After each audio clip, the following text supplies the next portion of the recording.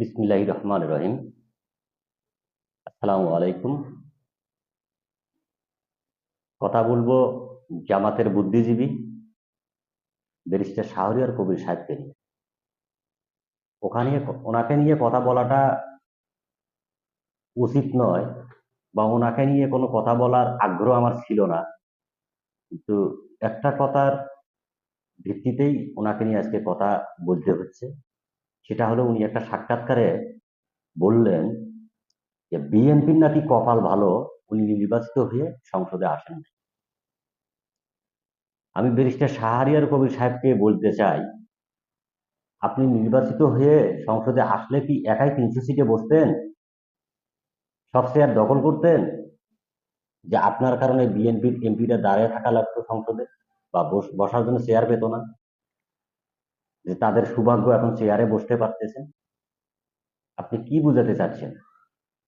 সারা বিশ্ব জুড়ে আপনি একাই বুদ্ধিজীবী, বা একাই ব্যারিস্টার হয়েছেন, একাই আইন পড়ছেন, একাই সংবিধান পড়ছেন, আর কেউ পড়াশোনা করে নাই?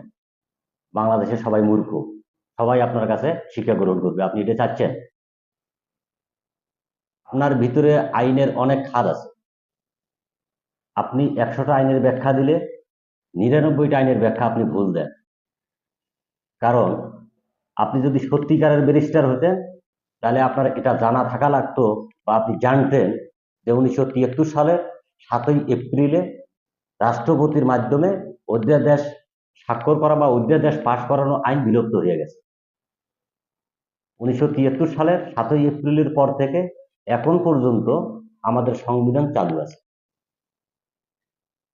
সংবিধান যখন সাসপেনশন হবে, তখন রাষ্ট্রপতি অধ্যাদেশ গেজেটে স্বাক্ষর করতে পারবে। তো রাষ্ট্রপতি তো আমাদের বাংলাদেশে ছিল, 24 অভ্যুত্থানের পরে তো রাষ্ট্রপতি ছিলেন।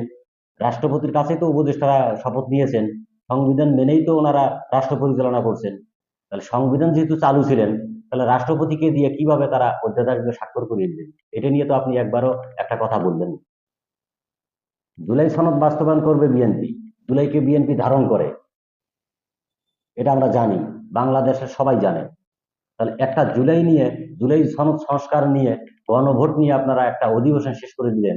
সাধারণ জনগণের আহ, উপকারের জন্য, সাধারণ জনগণের চাহিদার জন্য কোন বিষয়টা নিয়ে আপনার জামাতের এমপিরা কথা বলছে আপনি বলতে পারবেন? আপনারা আছেন জুলাইটাকে বড় করে যদি 71-এর পাপ থেকে অব্যাহতি পাওয়া যায়, এটা ভুলেও মাথায় নিবেন না। বাংলাদেশ কিয়ামত পর্যন্ত থাকবে, আর কিয়ামত পর্যন্ত 71 বাংলাদেশে জীবিত থাকবে।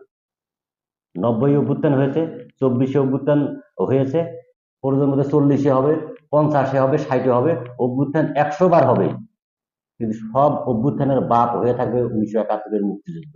এটা মনে রাখবেন ব্যারিস্টার সাহেব। ভালো থাকবেন। আসসালামু আলাইকুম।